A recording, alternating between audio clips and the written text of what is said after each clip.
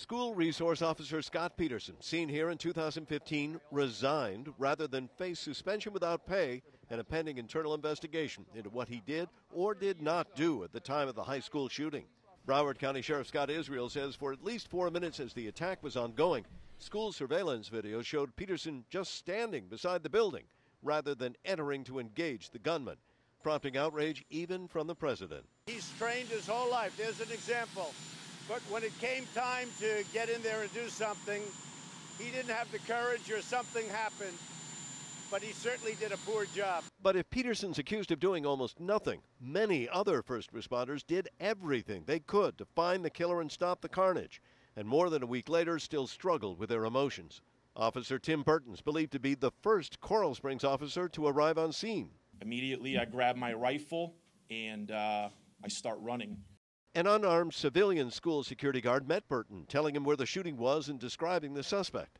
Burton charged on alone, heading for the building. I thought I was going to encounter the shooter as soon as I made that left-hand turn in the parking lot, if he was trying to escape or get away. Instead, Burton found only silence. The first Coral Springs officer to arrive heard no gunfire. But Officer Jeff Heinrich did hear gunfire. In fact, he heard it all. Regaining his composure, he returns to the microphone, recounting the moment the shooting began. I hear what I now know to be 5 or 6 gunshots. At first, I honestly thought they were fireworks. Heinrich was off duty and without his weapon, volunteering at the high school, watering the baseball field. Moments later, more gunfire. He knew it was real. He also knew his wife, a teacher, and his son, a student, were both inside.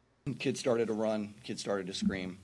That time I heard a round of probably about another 5 or 6 shots. Wearing just shorts and a T-shirt, Heinrich ran in the direction of gunfire, first tending to a gravely wounded student, then, as other officers arrived, grabbing a spare vest and gun.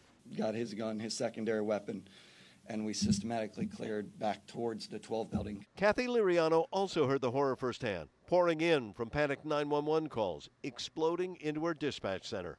And I hear the commotion in the room, and through the phone, it echoed in the room with everyone picking it up, the gunshots.